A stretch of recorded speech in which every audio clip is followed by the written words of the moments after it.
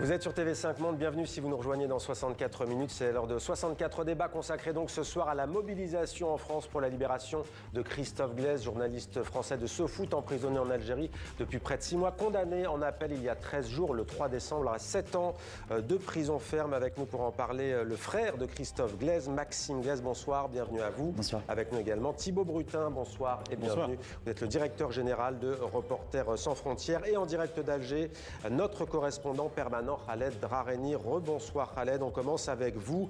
Christophe Glaise peut-il espérer un geste des autorités algériennes ? Alors, comme vous le savez, les parents de Christophe Glaise ont fait une demande de grâce ces derniers mois.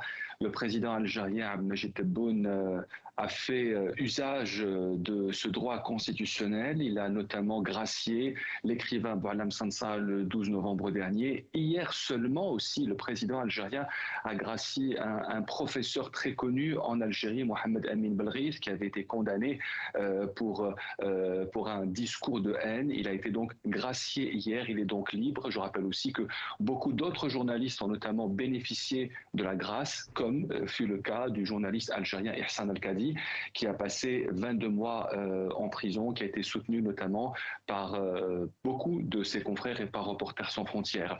Donc pour l'instant, c'est ce droit de grâce qui maintient l'espoir d'une probable libération du journaliste Christophe Glaise. Je rappelle qu'il y a eu une grâce massive l'année dernière, le 24 décembre dernier. Le président Tebboune avait gracié plusieurs centaines de personnes. On ne peut pas savoir à l'heure qu'il est qui sera gracié et quand aura lieu une grâce, si grâce présidentielle il y a.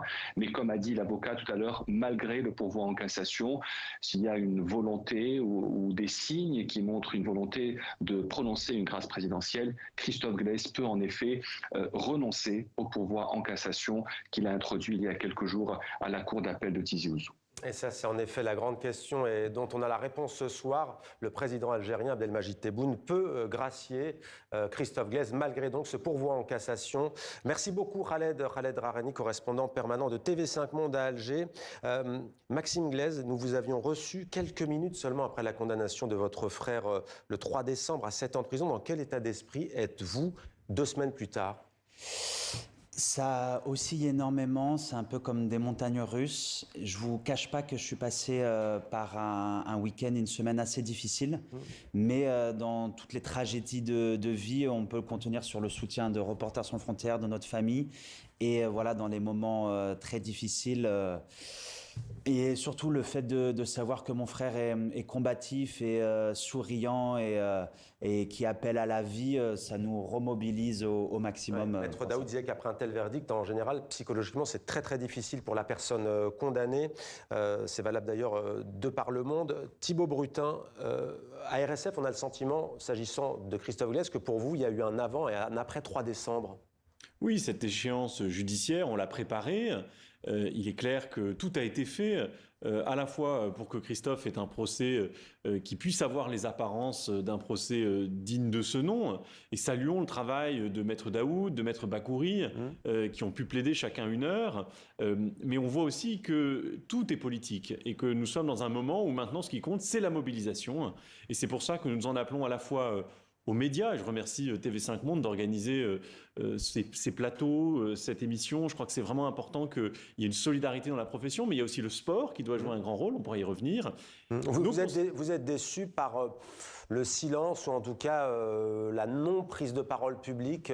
Tout à l'heure, la maman de Maxime Glaise évoquait Zinedine Zidane, Kylian Mbappé. Alors Zinedine Zidane s'exprime rarement sur des affaires publiques en général. Kylian Mbappé le fait, notamment. Karim Benzema pourrait le faire. Vous êtes déçu ? Non, je suis pas déçu. Moi, je suis quelqu'un de façon générale qui a tendance à voir le verre toujours à moitié plein. Ouais. Et je pense qu'il faut saluer le fait que depuis cette condamnation en appel, on a vu les clubs, notamment de Ligue 1, s'exprimer sans détour en faveur de Christophe Glaise. On voit aussi d'ailleurs que la Fédération française de football s'est portée voilà, au secours, je dirais, de cette cause. Et donc, moi, je vois cet élan de solidarité comme croissant. Et d'ailleurs, c'est ce que nous devons dire, je crois, aux autorités algériennes qui se sont mis dans une impasse le 3 décembre dernier. C'est à elles de jouer parce que la mobilisation pour Christophe, c'est une mobilisation qui est populaire, qui est transpartisane, qui grandit chaque jour. Et franchement, ça fait chaud au cœur de voir ça. Maxime Glaise, pour vous aussi, la mobilisation, dès les premiers jours de prison, vous êtes mobilisé, mais vous aussi, vous estimez aujourd'hui devoir remplir une mission pour sortir votre frère de cette situation ?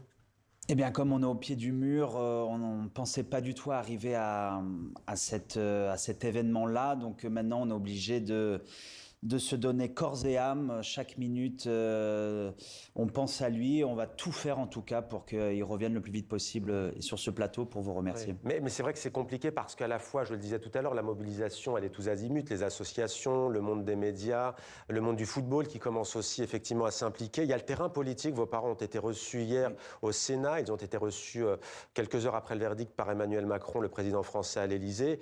En même temps, on sent qu'il y a le volet judiciaire, mais vous êtes conscient aussi que c'est éminemment politique des deux côtés de la Méditerranée ? Totalement. Là, on a vu que les enjeux judiciaires sont terminés, donc c'est un autre volet.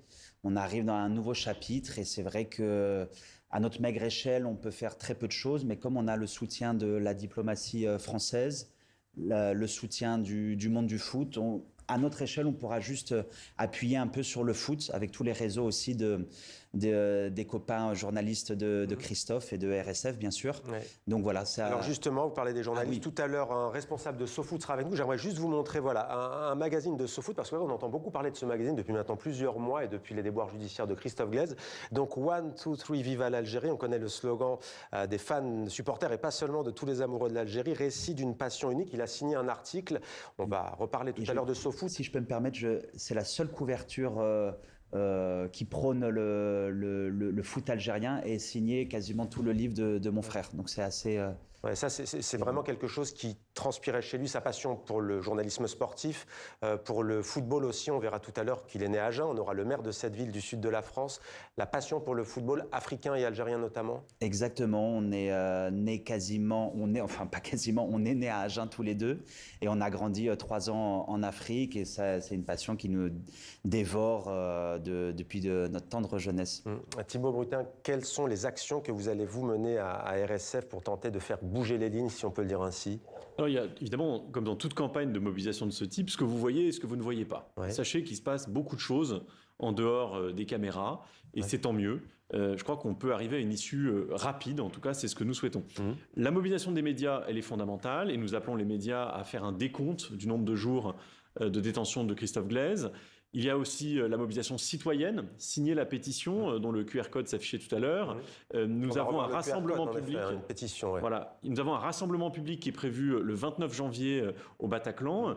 Il y a le monde du sport et il va y avoir des journées de mobilisation dans les clubs lors des matchs. Ce QR code pour la pétition, vous en avez parlé, pardonnez-moi. Et nous avons aussi tout l'engagement qui peut être l'engagement, alors je dirais pas politique, mais institutionnel.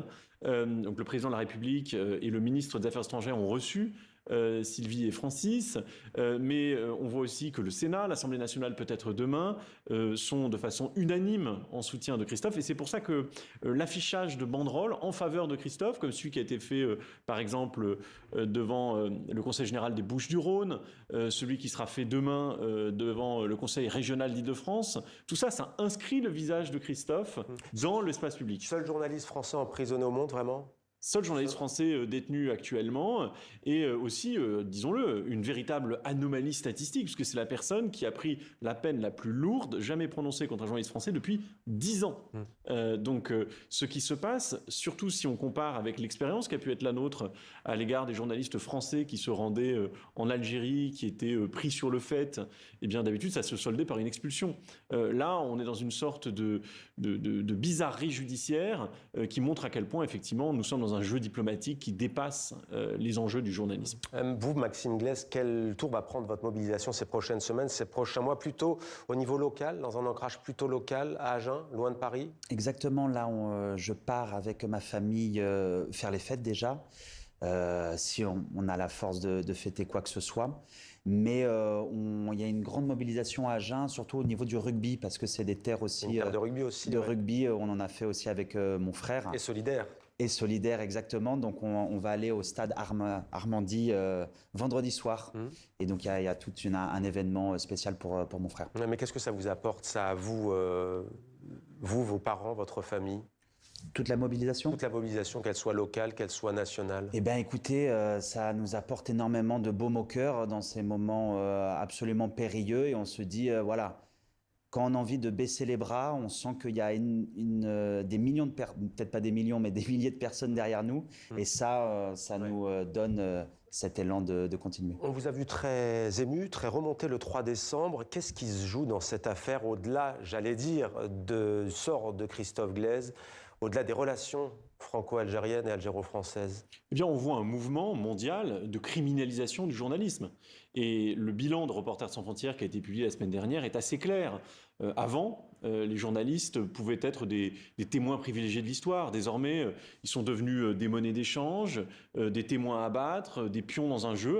Et c'est malheureusement le cas de Christophe Glaise. Les prétextes qui sont utilisés pour le persécuter sont des prétextes qui sont tout à fait scandaleux. Si on doit criminaliser tous les journalistes, si on doit les embastiller pour les contacts qu'ils ont eus dans le cadre de l'exercice de leurs fonctions, en l'espèce là des contacts qu'il a pu avoir avec des responsables politiques, mais on n'a pas fini de mettre en taule les journalistes. Merci beaucoup Thibaut Brutin. Maxime Glaise, vous restez avec nous. Cette édition continue. Vous avez réalisé un clip aussi, ça fait partie de votre mobilisation. On va en voir quelques images. Regardez cet extrait, c'est signé Reporters sans frontières. Bonjour, ici c'est Ray Oliveira, ex-joueur de foot professionnel brésilien. Il faut libérer Christophe Glaise, justice pour Christophe. N'oublions pas.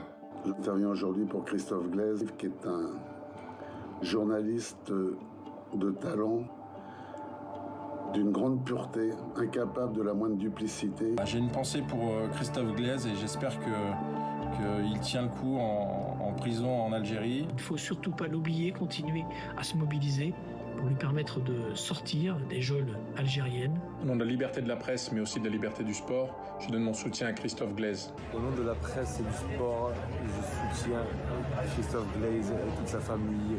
On espère tous qu'il sera très bientôt libéré et que la mobilisation continue. En tout cas, on ne l'oublie pas.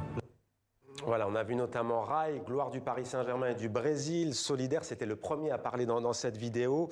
Un invité nous a rejoint, Maxime Marchand, bonsoir. Bonsoir. Bienvenue sur TV5 Monde, journaliste, directeur développement chez SoFoot, ancien rédacteur en chef, vous connaissez donc très bien Christophe Glaise. Nous parlions d'Agen, le maire est avec nous, Jean-Dionys, bonsoir.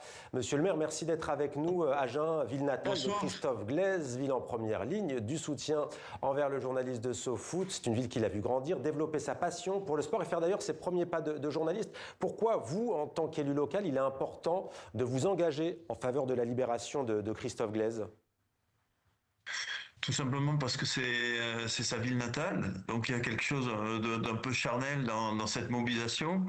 J'en profite pour saluer son frère Maxime, et puis nous naturellement on pense à la famille, et la famille c'est 3 générations de Glaise et de parents associés.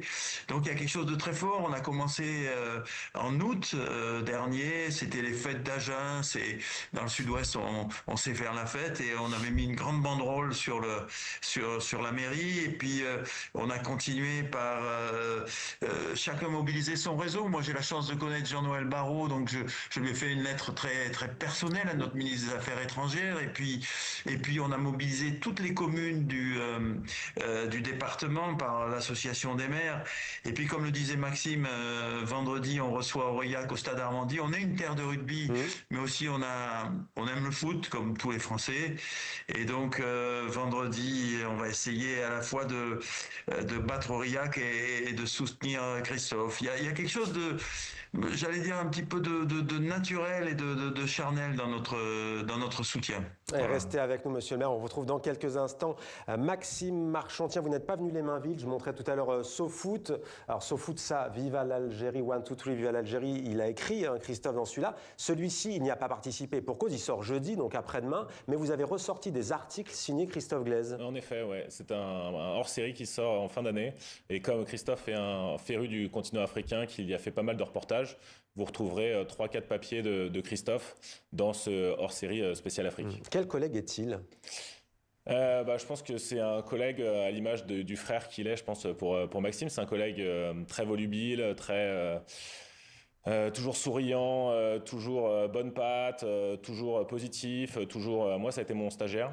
Et maintenant, je fais toujours appel à lui on organise par exemple des soirées de projection de match du Paris Saint-Germain dont il est fan. Ouais. Et c'est lui qui anime les soirées, qui embarque le public, qui embarque toutes les personnes. Et il y a des personnes qui venaient à la fin, non pas juste pour le match ou le Paris Saint-Germain, mais parce que Christophe était au micro. Ah, j'ai vu aussi vous avez mené, SoFoot, une initiative aussi en Bretagne, où il était au stade, où il a mis l'ambiance. Je disais ça en préparant ce débat. C'est pas quelqu'un qui cherchait la lumière, les paillettes, qui allait vraiment dans les territoires, dans les régions, qui travaillait vraiment pour l'amour du métier et l'amour des gens. C'est pour ça qu'il aime le terrain, en fait. Je pense qu'il se met à hauteur d'homme. Et en fait, il parle aussi bien au PDG qu'un intouchable en Inde, il va leur parler de la même manière, il ne fait pas de différence entre toutes ces personnes-là. Et c'est pour ça qu'il aime le terrain, parce que c'est ce que je disais aussi, il pourrait être très bien un reporter de foot ou un journaliste qui va au stade et qui fait des comptes rendus de match. Non, lui, ce qu'il veut, c'est faire du terrain, rencontrer des gens et faire ressortir les injustices qu'il peut y avoir pour essayer de changer le monde. Et on va voir comment vous, à SoFoot, vous continuez à vous mobiliser.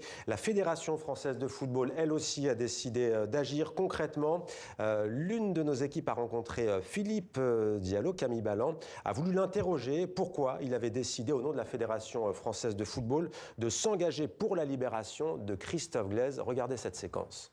À travers lui, c'est les principes qui nous sont chers, de la liberté d'expression, de la liberté de la presse, et aussi un homme qui se trouve privé de sa liberté. Je crois qu'il est nécessaire que, effectivement, au-delà des paroles, des actes suivent. C'est la raison pour laquelle, dès mercredi, la Fédération française de football va afficher le portrait de Christophe Glaise sur sa devanture, en grand. Nous allons avoir aussi le week-end prochain les matchs des 32e de finale de la Coupe de France. Et donc nous allons profiter de ces matchs pour faire des annonces speakers, pour rappeler à tout le monde la situation de Christophe Glaise et faire en sorte que le mouvement de soutien s'étende. Et puis, dès jeudi, nous recevrons ici même, au siège de la Fédération française de football, la famille de Christophe Glaise, ceux qui le soutiennent comme Reporters sans frontières, et puis plus largement tous ceux qui, à travers les valeurs que je viens de rappeler, s'y reconnaissent et souhaitent manifester un soutien à quelqu'un qui en a besoin aujourd'hui. Voilà, c'est l'une des informations. Vous serez donc reçu, Maxime Glaise, après-demain au siège de la Fédération française de football. Exactement. Demain, le portrait sur le siège parisien de la FFF. Il y a notamment la Coupe de France, un événement éminemment populaire, un événement mythique dans le football français. Ça peut, j'allais dire, populariser la cause de votre frère ? Totalement, oui. En tout cas, là, les futurs événements sont donc cette Coupe de France. Il y aura aussi des matchs de l'équipe de France, éventuellement. Et donc voilà, en tout cas, mon frère serait tellement content de savoir sa tête dans les stades, un petit mot. Je pense que ça le remplirait de joie. Ouais. Les initiatives, donc, je le disais, Maxime Marchand, il y a ce numéro qui sort. Comment vous allez-vous continuer ? En fait, on n'en a pas beaucoup parlé depuis le début, mais vous, peut-être les premiers à SoFoot, avez d'abord souffert en silence pendant longtemps, pendant 13 mois. Vous n'avez rien dit, vous pensiez que ça allait améliorer la situation. Comment, vous, à SoFoot, vous vivez ces choses-là ? C'était assez compliqué parce que c'est vrai qu'on pouvait même, certaines personnes qui venaient aux soirées me demandaient où est-ce qu'est passé Christophe, pourquoi Christophe n'est pas là, à la rédaction on ne pouvait pas en parler, des gens se demandaient, des pigistes, des collaborateurs qui n'étaient pas forcément là tout le temps et qui venaient se demander où était Christophe et on ne pouvait pas trop en parler puisque normalement l'issue devait être plutôt positive à la fin, il aurait dû s'en sortir normalement avec une amende et une expulsion comme ce qui est le cas normalement pour un journaliste qui vient avec un visa de touriste. Donc c'est vrai que c'était une situation assez compliquée à vivre et le fait aujourd'hui enfin de pouvoir parler, de pouvoir mettre des mots dessus, de pouvoir se battre en coulisses mais aussi sur la scène, dans les médias, grâce à une invitation comme la vôtre, c'est beaucoup plus simple pour nous que de se taire un peu et de le savoir souffrir un peu en silence, même si là il continue à souffrir là où il est. Vous avez aussi, j'allais dire, cet effet de montagne russe, en fait, des hauts, des bas, aussi vous, dans la rédaction de SoFoot ? Totalement, ouais, totalement, puisque à chaque fois, les signaux aussi sont plutôt, avant le 3 décembre, les signaux étaient plutôt positifs dans ceux qu'on avait, donc on pensait qu'on pourrait peut-être voir Christophe bientôt, qu'on pourrait le serrer dans nos bras, et finalement, bam, le coup près est tombé, on retombe de 40 étages. Et c'est vrai que pour la rédaction, et c'est un collectif, c'est un peu une petite famille aussi chez Sopress. C'est assez difficile à vivre, surtout de ne pas avoir aussi toutes les cartes en main, c'est-à-dire de ne pas savoir ce qui se passe forcément. L'impuissance ressentie, oui. Ouais, comme le disait très bien Maxime, c'est un peu une hydre à plusieurs têtes. Donc on parle à plusieurs têtes qui nous disent bah ça va aller, mais en fait ces têtes-là ne sont pas celles qui dirigent forcément l'hydre, quoi. Jean Dionis, vous, maire élu local en France, est-ce que vous envisageriez, pourquoi pas, de vous rendre en Algérie, de demander un visa et d'aller là-bas pour apporter votre soutien? Pourquoi pas rencontrer Christophe Glaise? Vous y avez pensé? Vous avez envie? En tout cas, si ça peut aider, il faut le faire de manière efficace. Je vous parlais de Jean-Noël Barrot, donc il faut le faire avec la diplomatie. Mais la réponse est oui. Pour le coup, on est motivé. C'est un fils d'Agen, fils de Boé, c'est le village à côté. Et il y a quelque chose de très fort qui se passe. Il suffit de voir le visage de Christophe. C'est un beau visage. C'est quelqu'un qui est un amoureux du foot. C'est quelqu'un qui est un amoureux de l'Algérie. Et ça... Moi, si je peux aider, je le dirai aux autorités algériennes. Oui, si ça peut aider, je monterai dans l'avion, sans problème. Le maire d'Agen, donc, qui se dit prêt, effectivement, à aller en Algérie par solidarité, par fraternité, effectivement, pour que cette affaire soit résolue. Maxime Glaise, si vous deviez vous adresser, je posais la question à votre maire en première partie de ce journal, si vous deviez dire quelques mots à votre frère ce soir, quels seraient ces mots? À la caméra, là? Si vous pouvez me voit, là. Bah Christophe, la promesse que tu m'as faite, on est en train de la respecter et je te jure que chaque seconde, chaque minute, on pense à toi et nos connexions de pensée sont là dans ta chambre et on se retrouvera vite. Et vous, pour vos parents, vous êtes quand même aussi un soutien parce que beaucoup disent qu'en vous voyant, en regardant votre regard, vous faites penser à votre frère, évidemment, vous ressemblez. Totalement. Pour vos parents, c'est un soutien? Moi, j'ai plutôt le côté maternel, c'est-à-dire le côté blond, et mon frère ressemblait plus à mon père. Mais c'est vrai que dans notre manière de parler ou notre manière d'être, il y a des choses communes. Plutôt foot ou plutôt rugby, vous? Personnellement, j'ai la carrure d'un rugbyman, mais je joue quand même mieux au foot que mon frère. Ça, c'est dit. Il sera au courant, il le saura, c'est dit à la télé. Vous le direz. Et un dernier mot pour finir pour vous, il nous reste un peu moins d'une minute. Une prochaine mobilisation pour vous, outre ce numéro spécial? Prochaine mobilisation, il va y avoir des manifestations de soutien qui vont être communiquées assez rapidement. On est en travail aussi en parallèle avec la Ligue pour qu'il y ait potentiellement des messages dans les stades. La Ligue de football professionnel parmi les 36 équipes de Ligue 1 et Ligue 2. Donc peut-être qu'on pourra communiquer dessus bientôt. Et puis ça se joue aussi pas que sur les terrains de foot, les terrains de rugby et les terrains de basket. Les ligues de basket et de rugby nous ont suivis pour qu'il y ait aussi des messages. Et on tient à les saluer. Et je tiens enfin à saluer... pour finir, l'OGC Nice, qui est le tout premier club qui nous a suivis dès le début. Ils suivent, en ce moment, ils vivent des moments compliqués, mais c'est le tout premier club qui nous a suivis et sans eux, on n'en serait pas là. Donc encore un merci à l'OGC Nice. Merci donc à l'OGC Nice. Merci beaucoup Maxime Marchand. Je rappelle aussi la pétition. Regardez le QR code qui s'affiche pour celles et ceux qui nous regardent. Et merci beaucoup Maxime Glaise d'avoir pris le temps de venir témoigner sur notre plateau. Merci à vous d'être fidèle à 64 et à TV5 Monde. À demain sur TV5 Monde avec grand plaisir.